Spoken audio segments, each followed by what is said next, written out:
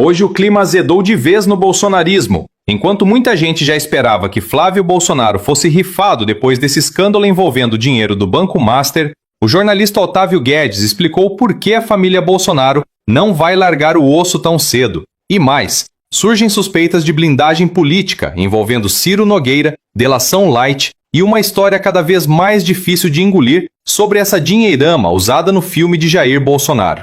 Porque uma coisa é certa, quanto mais explicam, mais estranho fica. Venha comigo e vamos entender essa farsa toda.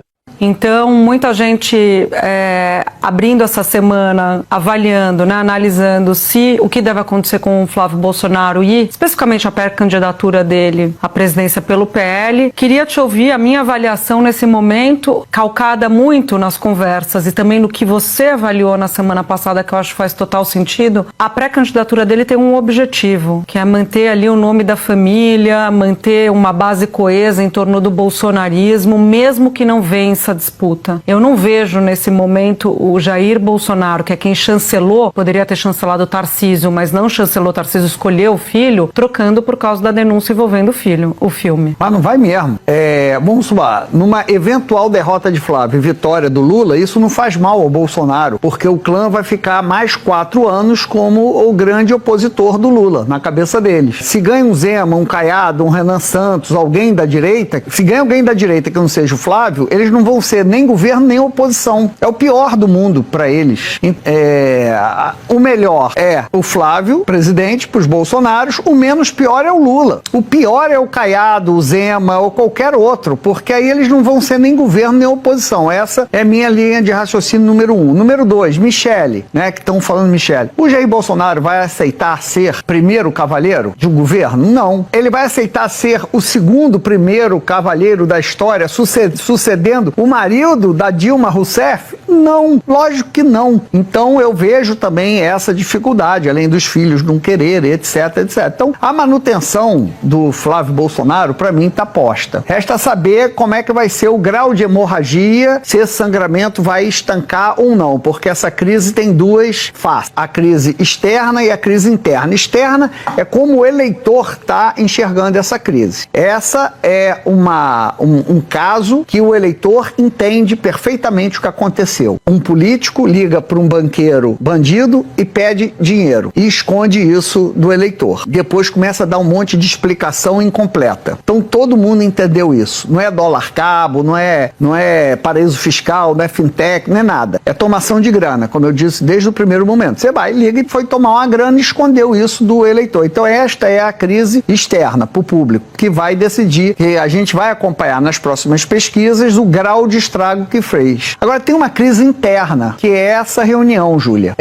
Como é que nem o Rogério Marinho tinha sido avisado que o Flávio tinha tomado grana do Vorcaro? Como é que você não avisa ao coordenador da campanha que tem isso? Qual o grau de confiança que vai ter entre Flávio? Já não há um grau de confiança, já foi quebrado a confiança entre Flávio e o coordenador da campanha. Imagina de partidos aliados que estão costurando palanques com Flávio, etc, etc. Então, como eu trouxe aqui semana passada também, nas palavras de um aliado, esse do PL, próximo ao Rogério Marinho, se foi molecagem. Então, uma interpretação simples de que falta maturidade, falta estatura, que ele está ali apenas por ter o sobrenome Bolsonaro e não ser ali alguém sério, com compromissos ali políticos, porque consideraram uma molecagem não contar para o coordenador de campanha ainda usar a camisa Pix é do Bolsonaro, o Vorcaro é do Lula. O fato faz sentido essa leitura que você tem. Para mim não faz sentido um banqueiro que está já com a corda no pescoço, que pode a qualquer momento voltar para a papuda, querer proteger o Ciro Nogueira, que já foi flagrado ali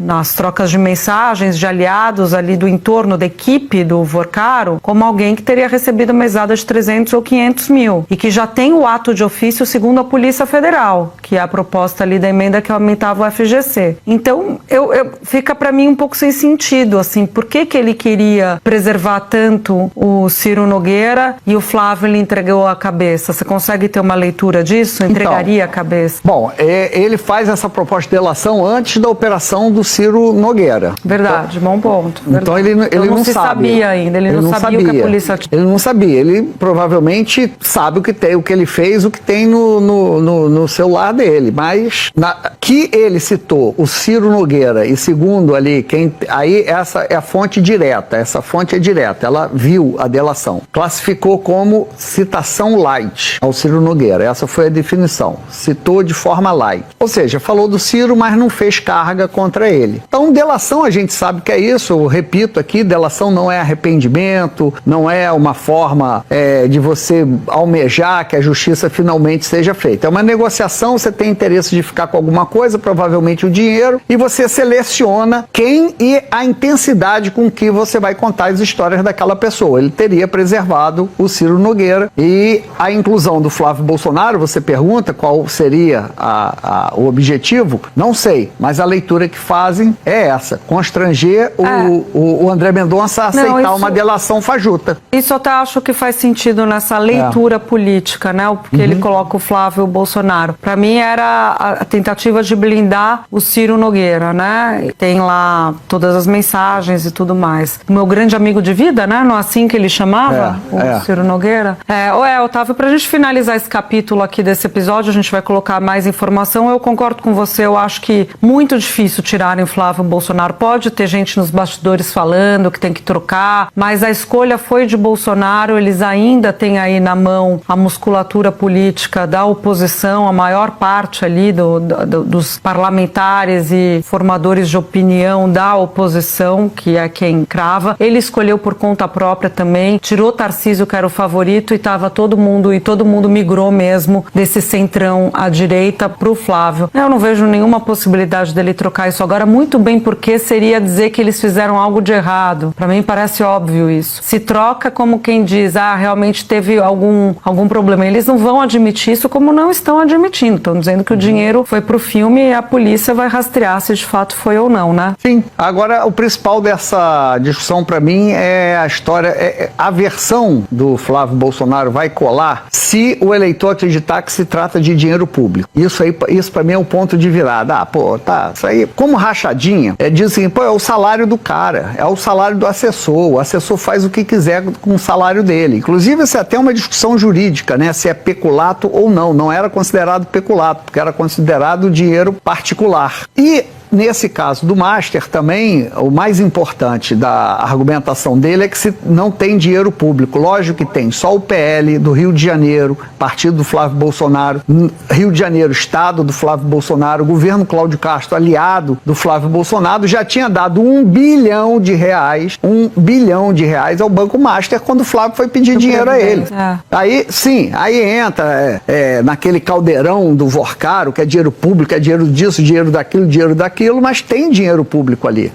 A análise do Otávio Guedes foi certeira quando ele mostra que Flávio Bolsonaro continua como candidato não porque seja o melhor nome da direita, mas porque o clã Bolsonaro não aceita perder o protagonismo. E isso é muito revelador. Eles preferem até uma eventual vitória do Lula do que ver alguém da própria direita crescer sem depender do sobrenome Bolsonaro. Olha o nível da lógica política.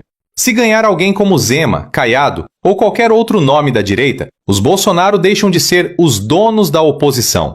E aí acaba o monopólio político e eleitoral da família. Então a candidatura do Flávio serve muito mais para preservar o poder do clã do que para apresentar um projeto sério para o Brasil. E aí entra o problema central dessa história toda, o escândalo do Banco Master. Porque o eleitor comum entendeu perfeitamente o que aconteceu. Não é papo técnico de mercado financeiro, não é fintech, não é dólar cabo. O que ficou para a população é simples. Um político ligado ao bolsonarismo pegando dinheiro de um banqueiro enrolado até o pescoço e escondendo isso do público. E quanto mais o Flávio tenta explicar, mais complicado fica.